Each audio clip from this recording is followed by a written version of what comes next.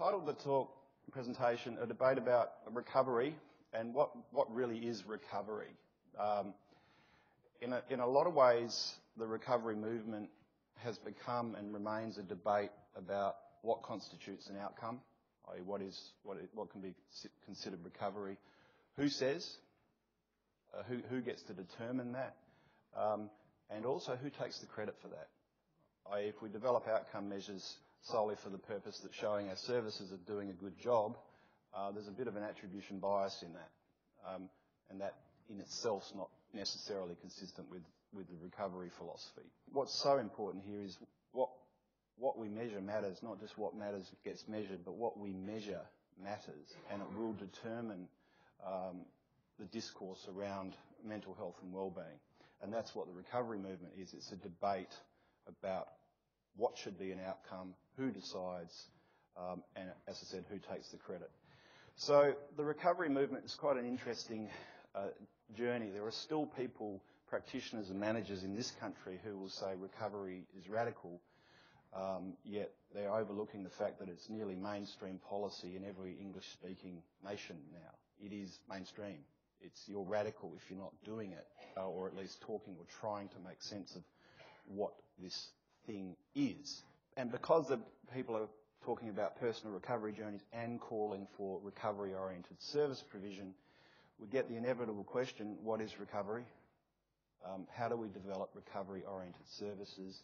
And of course, most relevant here today, how do we measure recovery? And these are not simple questions to answer, but they keep being asked. In a recent, or fairly recent paper, which we published in Psychiatry Research, we were able to show, or at least provide some preliminary evidence for the idea that recovery measures, or measures that seemingly measure aspects which people who have lived with mental illness deem as important, such as hope, meaning, personal identity, responsibility or autonomy, social connectedness, these types of ideas and experiences. Using those types of measures, we can measure them reasonably reliably and validly, and also they add something over and above the traditional clinical measures of symptoms and functioning. Hence, HONOS, LSP in this country, measuring health status, symptoms, aspects of functioning. The recovery measures can reliably measure something and measure something that's different than those existing clinical and symptom measures. And that's quite important because not only is it something that consumers are saying is important to them, but we're also saying it can be measured. And it adds something to the measurement suite. So that, if you're interested in that paper is there, and that sort of starts this conversation about how we can go about this journey. I've for a long time been interested in Buddhism, and one aspect of Buddhism, I'm not particularly into Zen Buddhism, but the idea of a Zen koan, in my view, is very relevant to making sense of what the hell is this recovery thing all about. And what I mean by that is there are some seemingly illogical debates. If you sit and listen to people talking about recovery, you often hear it used in 4 or 5 different ways in one sentence, and they can get very confusing. There's a morass of confusion that go on, particularly the arguments that go on about recovery is a process or recovery is an outcome, and people take a claim that it is a process or it is an outcome, when logically a process must have an outcome and an outcome must have a process. It doesn't actually make much logical sense.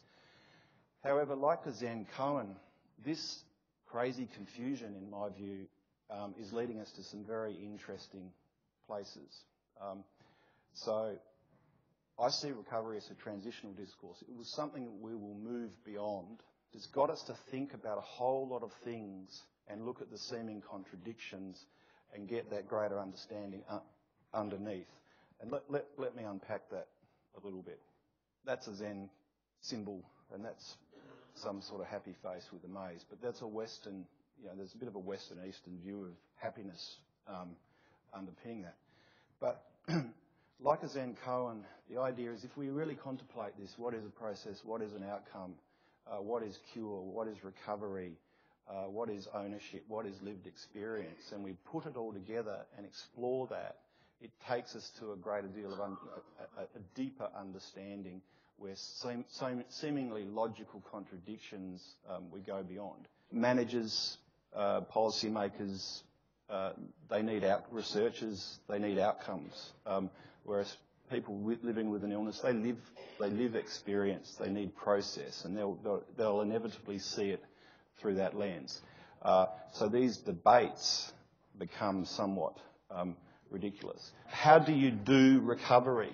They're all actually quite illogical questions. They actually don't make sense. How do people, so should we recover with symptoms? Obviously we know now personal recovery does have symptoms, but the very fact that you have to explain it. So the idea here is that it really is a Zen koan. It really is something that's come along and confused many of us. And that is its beauty. Consumers co-opted the term and said, I'll say what recovery is. Don't give me the professional view. It's my recovery. I'll say what it is. Recovery is this. Led to a great deal of confusion. But the beauty of that is it is a transitional discourse. It's designed to get us to think. I don't think it's designed to get us to rush headlong into taking all of that beauty and packaging it into a single outcome measure. I think this transition is bigger than that. That would be reducing it to current paradigm thinking. And that's where I think we need to really have a look at what this thing is really about and what is it, rather than seeing it as another treatment intervention which we will measure outcomes of. It is a broader movement than that and need not be reduced to intervention thinking. With the majority of outcome measures in this country, at least in the adult public mental health services, it is fair to say that the majority of them focus on symptoms and functioning, and hence many consumers and consumer participation movement, those advocating recovery, advocate, well, we need a recovery outcome measure. Then we've got the recovery movement ticked off. And I think maybe we're missing the point if we treat it that concretely.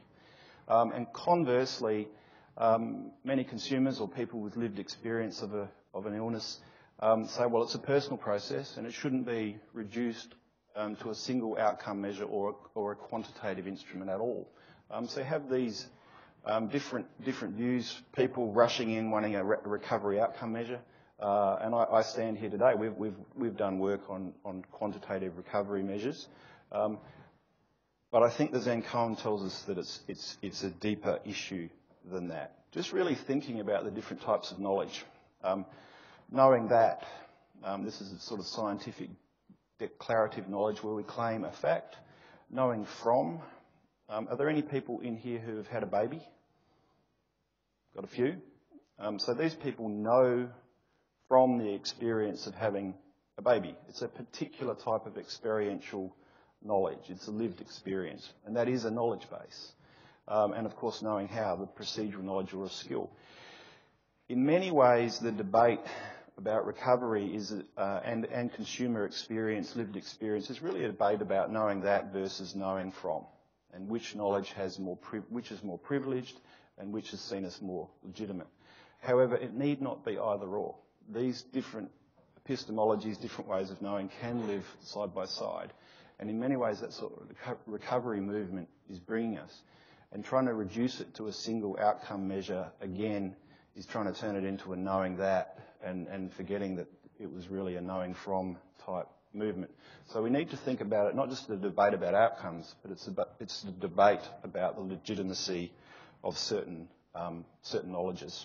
This is a slide with nice green and red things on it, but this is very important in what I'm trying to say today. Again, I'll use the example of Health of a Nation Outcomes Scale, Life Skills Profile and Kessler 10. So we have a measure of health status, but if you unpack it again, it's predominantly about symptoms and functioning, predominantly, not exclusively, and again, functioning, and then psychological distress. So if you go to an Australian public mental health system and have your outcomes measured, outcome of what, I'm not sure, but outcomes measured, the best you can do on those measures is low levels of symptoms, low levels of dysfunction, and low levels of psychological distress. So the best you can do is the top of that red arrow, low levels of bad, low levels of things we don't really want. World Health Organization, health is more than the absence of illness. You're in a health system, but the best you can do is absence of illness, based on those measures. The green arrow is well-being, those sorts of things. You can't actually do that, so to speak. You can't get outcomes in that as measured by those measures in this country at this time. So one of the things is, it's not that those measures are wrong, HONOS, LSP and K10, it's that they're just measuring half of the story. So one thing we're learning from the recovery movement is not that we need a recovery outcome measure, it's that we need measures that tap into the positive end of that spectrum, be it a different spectrum. Some people think that there are two poles of the same, some people think that they're independent, and there are debates about that in the wellbeing literature. However, in so doing, it's not so much that the recovery process is just the green. The recovery process is a dual process. That's Jen Cohen. It's that dualistic thinking that is hard for the brain to get around. We need to avoid negative things or avoidance motivation, and at the same time we need to approach positive things, approach motivation. Both of them are important, and the recent research on positive and negative emotions is underpinning this. We need healthy people have roughly three positive emotions to every one negative emotion, and that's measured very reliably in experimental research. In the same way, it is not good for you to have no avoidance motivation. It is not good for you to have negative emotions. Therefore, we should not get rid of that red arrow, but we desperately need the green arrow in our services and our thinking. And so that positive wellbeing part of the spectrum, that's part of what the recovery movement has moved us to. But there's also this debate about who owns it, who gets to decide. And that's where I want to walk you through some of the work we've been doing with what we've learned from working on the stages of recovery work and psychological recovery, and how that parallels very neatly with the emerging science of wellbeing. Take away from that message, that's important. I just want to stay with that for a moment. Approach motivation, moving towards something you want. People talk about health promotion, but when you actually unpack a lot of it, it's about illness prevention. They talk about health promotion as not having depression. That's not health promotion, that's illness prevention. And it's not just semantics, because they are different motivational systems.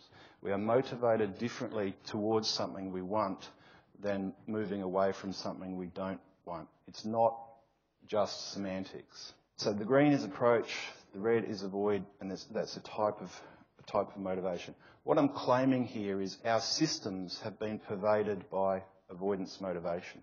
Fear, risk, move away from the negative, and as the research talks about, the bad defeats the good.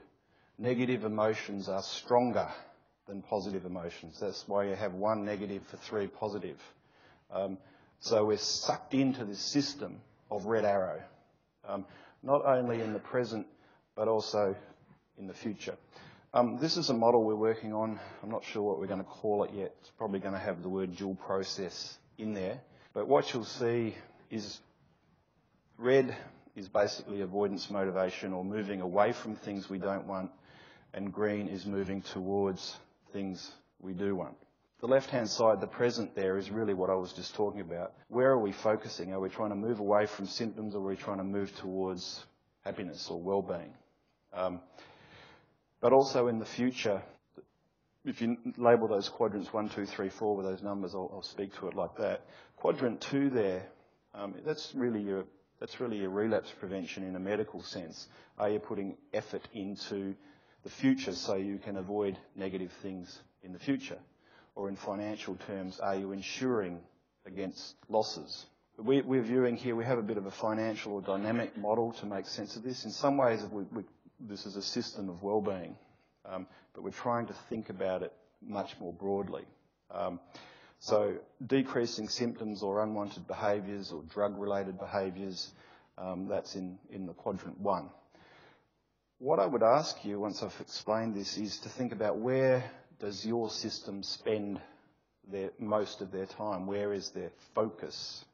Going down to the bottom, the approach motivation, approaching wellbeing, we have an emerging set of interventions where we can make you feel happy fairly quickly, at least in people without severe mental illness, or we have an emerging science of happiness interventions, which are reliably validated.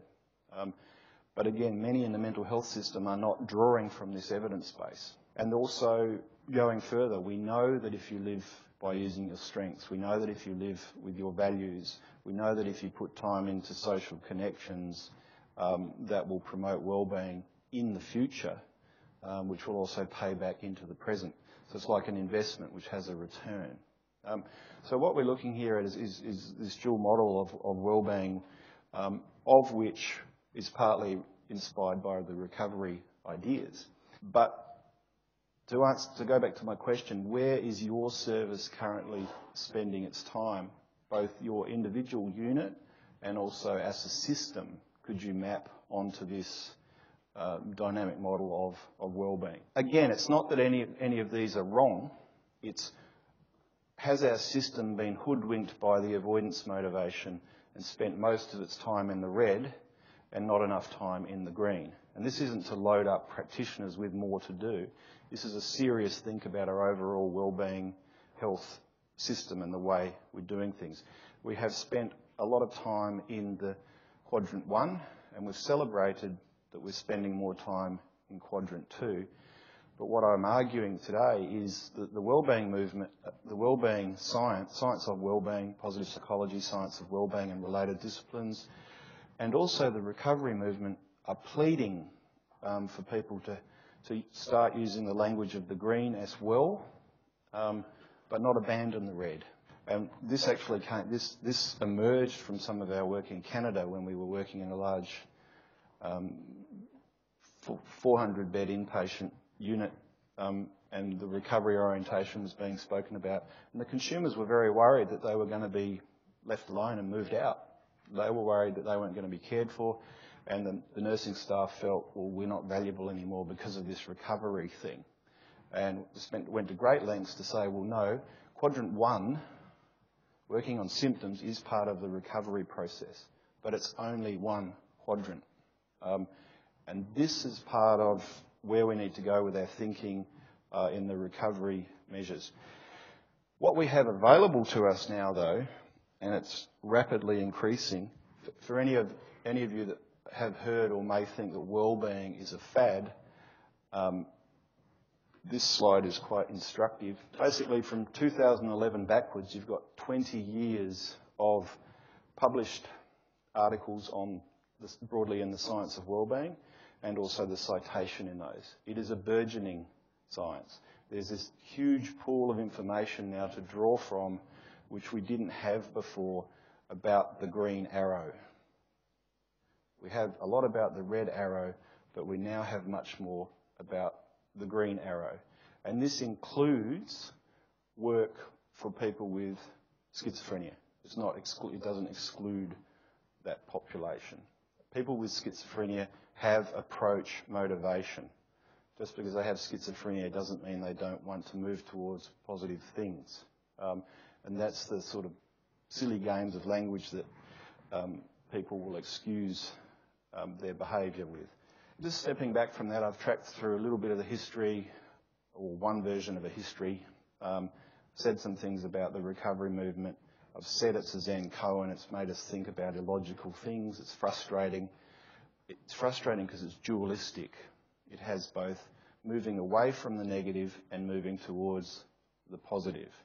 The science of wellbeing is enabling us to have a proper look at the scientific moving towards the positive, which is directly consistent with many of the concepts and experiences that people with lived experience of mental illness have had.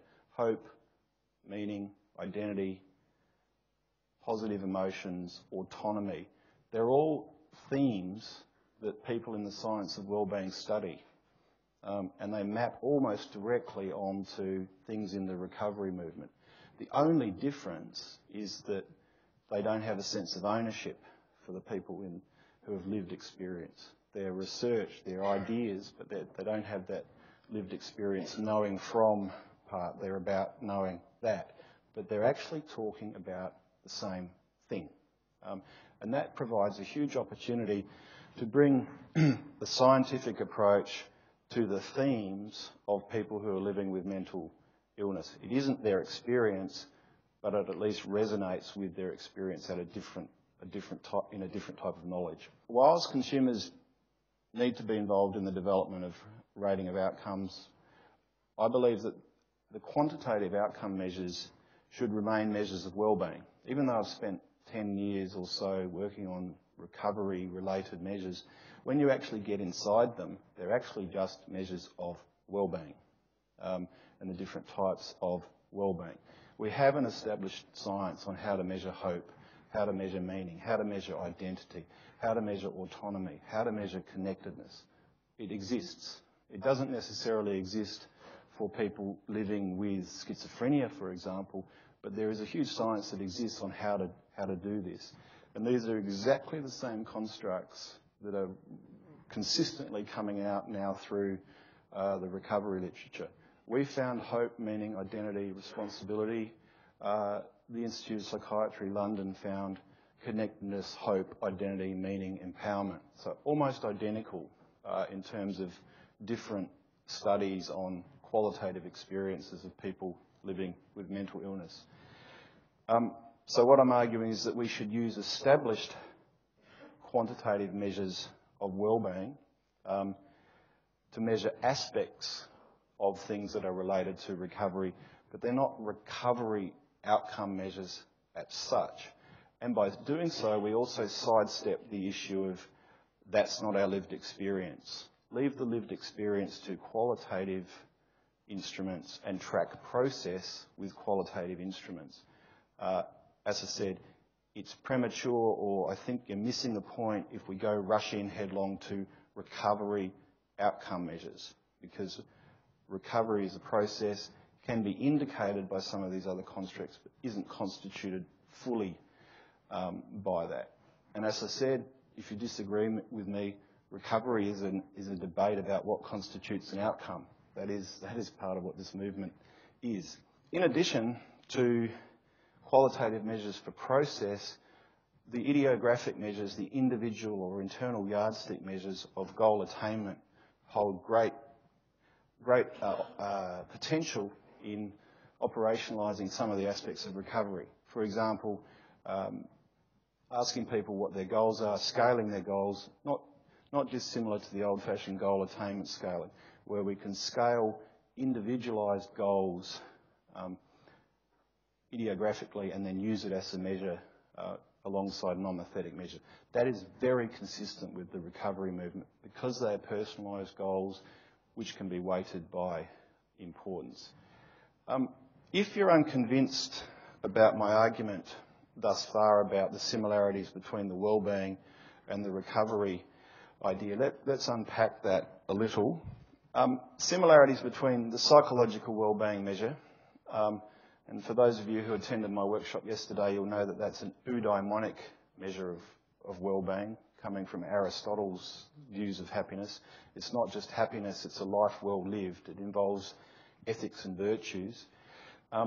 Psychological wellbeing, well-validated scale, RIF scales of psychological wellbeing have been around quite a while, originally used with the elderly.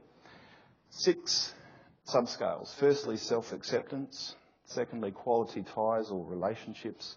Autonomy, environmental mastery, so using your environment to meet your needs and consistent with your values. And personal growth. And I've mapped onto them being, belonging and becoming, which is sort of very old existential ways of thinking about existence and happiness.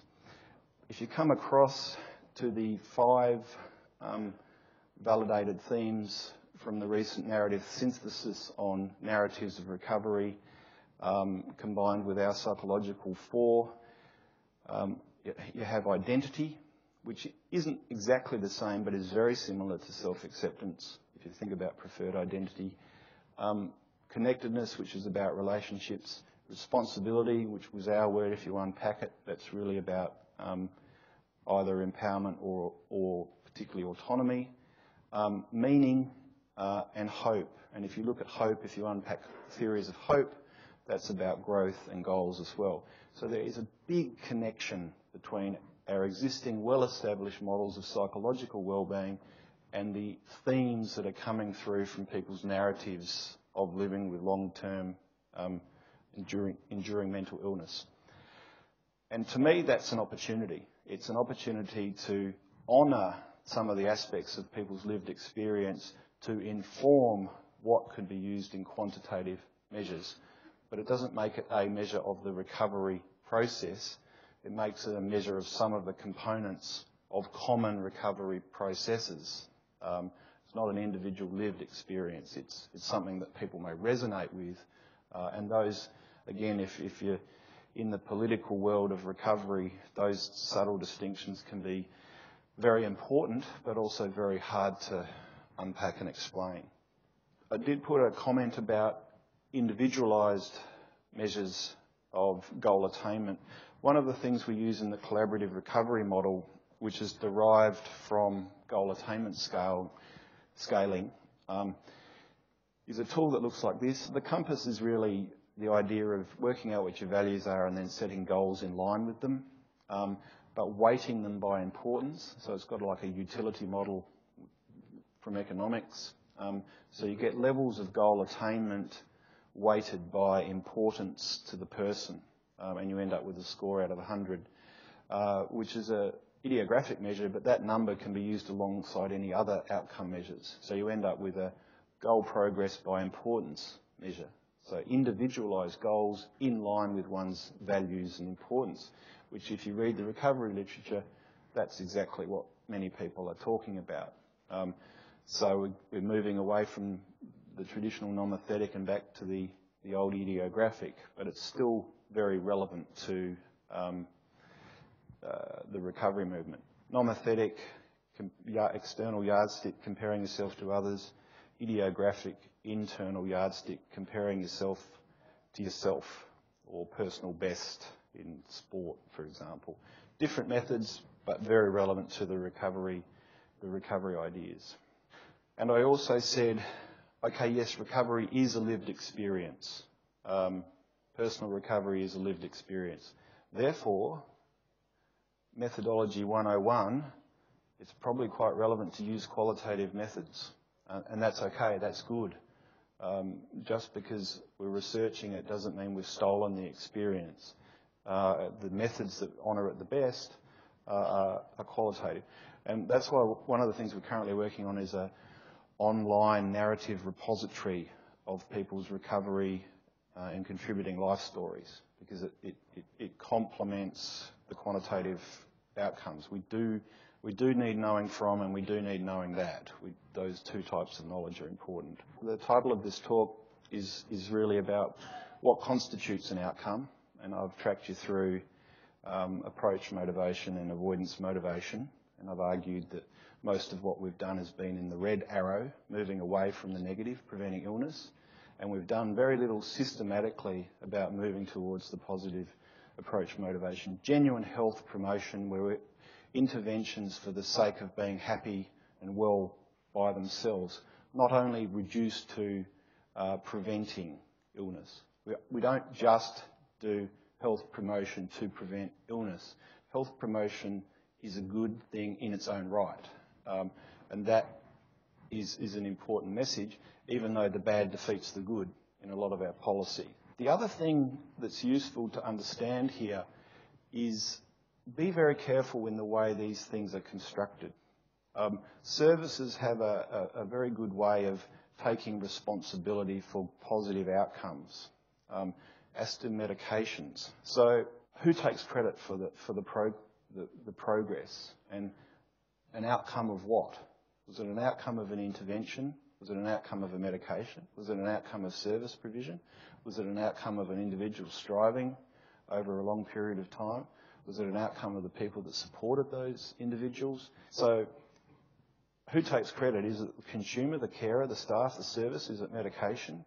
All of these debates, again, they're about power and attribution, which is also relevant to the recovery movement. If we set up outcome measures that implicitly imply that the gain was because of the service, there are a few philosophical slippages going on there. So beware of that. Beware of the attribution bias that may inherently be set up in the way we even construct outcome measures. Yes, you need outcome measures to get money for your services, therefore you'll design them that way so it attributes all change to the intervention. But again, that style of thinking isn't particularly consistent with some of the contemporary approaches to recovery. And the UK, for example, are moving a lot of their work to co-production of knowledge from knowing from and knowing that, combining those two types of knowledges. So that's a little bit of a thought experiment. Really think about the attribution. You know, when someone succeeds, is your outcome measure implicitly attributing it? It's because you came to this service, and in a lot of cases the answer will be yes. That's what's actually going on. But key message there is just be very cautious about that potential attribution bias that can go on. In summary, I've taken you on a journey, and I just want to go back to this one because this one's a little bit harder to get your head around sometimes. It's really saying we've spent a lot of time in quadrant 1 in the top left-hand corner. We've celebrated the fact that we moved to the top right-hand corner, but we haven't truly yet moved our system into all 4 quadrants. We have in little ways, and there are people doing health promotion, and don't get me wrong, I'm aware of that, but in terms of the way we think and the way we measure our outcomes and the way we constitute that, we haven't fully yet listened to the recovery movement in that sense. With that in mind, recovery has been a seemingly illogical discourse at times, one of the reasons is it requires us to consider dual processes. Western minds are not good at dualistic thinking. We are taught to think in a straight line, and therefore we have opposites. And when we put opposites together, we struggle. And the recovery movement's done that for us, and that's been a good thing because it's helping us think about moving towards and moving away from at the same time. As I've argued, we need 2 types of measures to do this. We need our symptom measures, we need our wellbeing measures at a quantitative level, we need idiographic measures to understand individualised goal attainment, and we need ongoing qualitative mapping of people's experiences across both the red and the green in their own personal way. Recovery is transitional discourse, in my view. It was brought to make us think. It was brought to take us through a transition. We're not over if we design a recovery outcome measure. We missed the point if that's all we do. We've subsumed a new paradigm and whacked it into the old paradigm. Taking all of that and trying to bed it into one outcome measure, we've missed the point. It's going to take broader reform than that. Having said that, though, what it has brought us, it's brought us hope. It's brought us thinking about approach motivation and alongside the science of wellbeing. I think it's no surprise that these very disparate movements, a grassroots consumer movement and a highly privileged researcher scientific endeavour, I think it's no surprise that at this point in time you see these converging movements. It's because we are able to now, whereas we weren't able to 150 years ago. And very importantly, it's brought us the consumer ownership part. And that's the argument about who decides not only who completes outcome measures, but what's in them and how they are used. And that's the difference between century of separation and self-managed positive mental health. And the final word, beware of that attribution bias in the way you design not just single instruments, but this whole endeavour? How do they try to attribute who was the active ingredient of change when we know it's not one thing, it's an interaction in a system? So on that note, I'd like to say thank you very much.